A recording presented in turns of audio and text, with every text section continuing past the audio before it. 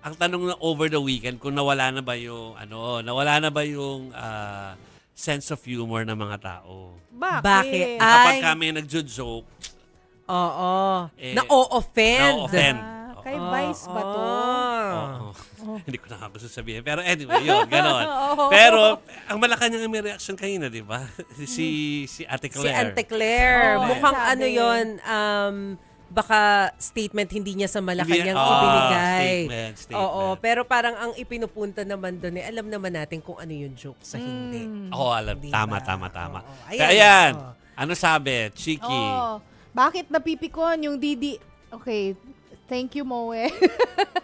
Bakit napipikon yung DDS na ginoke si ex-President Duterte? Ginamit na joke ito ni Vice Ganda.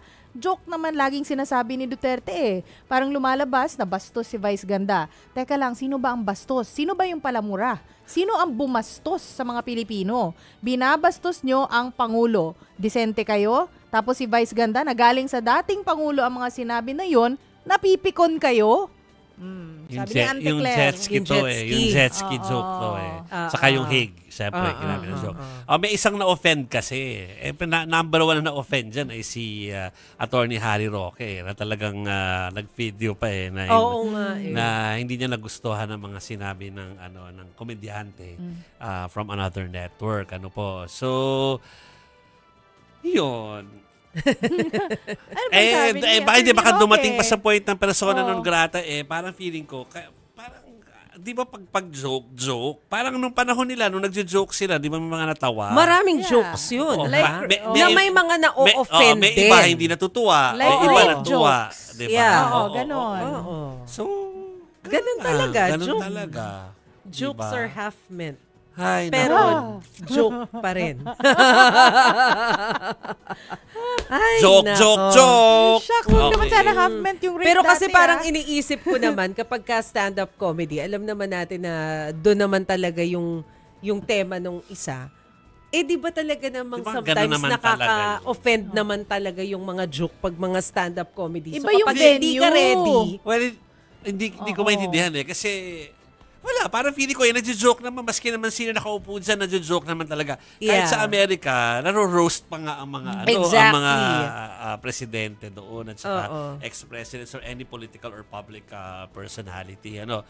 Ganun po talaga, part of the territory.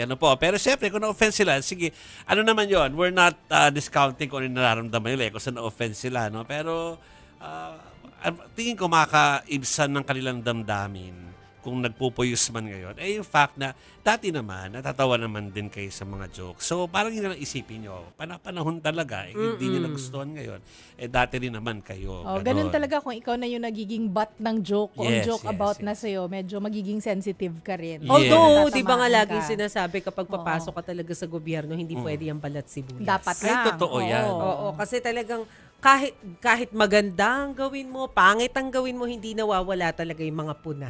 Yeah, isipin mo Oo. isipin niyo po kanina pinag-uusapan natin si Senator Robin Hood Padilla. Yan lagi yan butt of jokes. Oo. Lahat may mga alias pa siya, 'di ba? Pero parang He gets it. gets it. Oo, Alam niya na yeah. part Ganun nung talaga. ano niya. Pero yung ng na-offend part naman nung ata pagiging dito job niya. mga Supporters. supporters Tsaka si Attorney Harry Roque. At saka hindi Yes. naman makakapagbigay ng komento si FPRRD. Oo. Nakakulong nga eh. Naku, dumating na sa punto na nagtatawag na ng boycott. Yung iba. Ay, ano ba May yan? persona non grata, 'di ba? Nakita Tapos ko nga. meron ding reaksyon yung isa sa mga Duterte from Davao. Tama ba ako? Kaka-flash lang nila, Chiki. Mas maganda siguro para patas ay ating basahin kung ano ang naging pahayag ng isa pong Duterte. Yung kay Rigo Duterte. Davao City acting vice mayor po siya, no? Kasi 'di ba si Baste yung acting mayor. Sabi po ni acting VM Rigo Duterte, Davao City will not be distracted by cheap insults and distasteful jokes made for clout. Public figures like Vice Ganda who use their platform to mock rather than uplift reveal more about their own character than about the people they ridicule. If Vice Ganda wishes to be remembered for more than empty laughs and headline-grabbing jabs, perhaps it's time to show the same hard work, discipline, and respect that Davao's leaders and citizens demonstrate daily. Well, Ay, grabe, Parang yung distasteful isang ibang jokes. part naman ng statement niya, hindi lang naman kay Vice Ganda applicable. I think so. 'Di ba? Yeah. So, yun po. Pero feeling ko po, ganun po talaga pag public figure eh. 'Di ba? Kahit naman sino, basta public figure, subject talaga na sa ridicule at saka sa jokes. Parang wag masyadong mainitin ang ulo tungkol dyan. Tayo tanggap natin, Oo. joke din tayo minsan ng mga troll, 'di ba? Oh, tinatawag tayong mataba. Oo, Woo! ako ano-ano, 'di ba?